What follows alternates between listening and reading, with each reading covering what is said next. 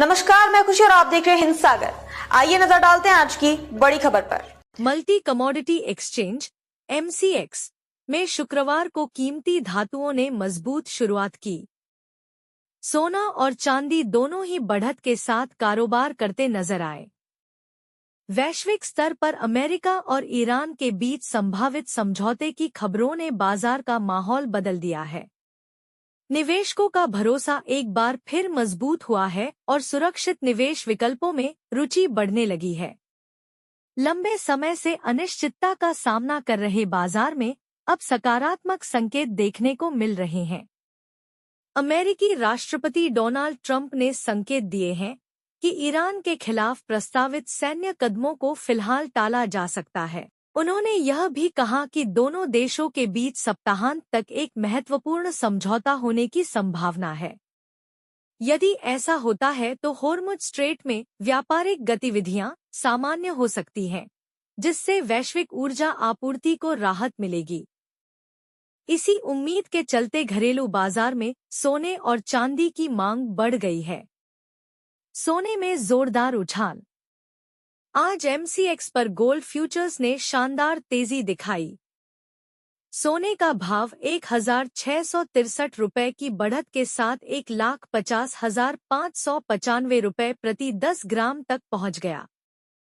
प्रतिशत के हिसाब से यह करीब 1.11% की तेजी है। इससे पहले पिछले कारोबारी सत्र में सोना 1,48,932 रुपये प्रति 10 ग्राम पर बंद हुआ था। बाजार विशेषज्ञों का मानना है कि निवेशकों की बढ़ती दिलचस्पी ने सोने को मजबूत समर्थन दिया है। चांदी ने भी दिखाई दमदार चाल। चांदी की कीमतों में भी आज उल्लेखनीय बढ़ोतरी दर्ज की गई। MCX पर सिल्वर 3,123 रुपये चढ़कर 2,42,776 रुपये प्रति किलोग्राम पर पहुंच गई।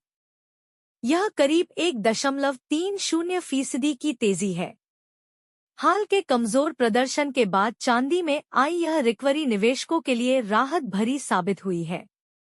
जानकारों का कहना है कि औद्योगिक मांग और निवेश दोनों के कारण चांदी में आगे भी मजबूती बनी रह सकती है। वैश्विक बाजार में मिला-जुला रुख। घरेलू बाजार में तेजी के बावजूद अंतर्राष्ट्रीय स्तर पर सोने और चांदी पर दबाव बना हुआ है। स्पॉट गोल्ड लगभग 0.5% फिसलकर $4,191 प्रति औंस के आसपास पहुंच गया। विशेषज्ञों का अनुमान है कि साप्ताहिक आधार पर सोना करीब 3.2% तक कमजोर रह सकता है। वहीं स्पॉट सिल्वर भी 0.4% गिरकर $67.10 प्रति औंस पर कारोबार करती दिखाई दी। हालांकि अमेरिकी गोल्ड फ्यूचर्स में 2.4% की बढ़त ने बाजार को कुछ सहारा दिया है।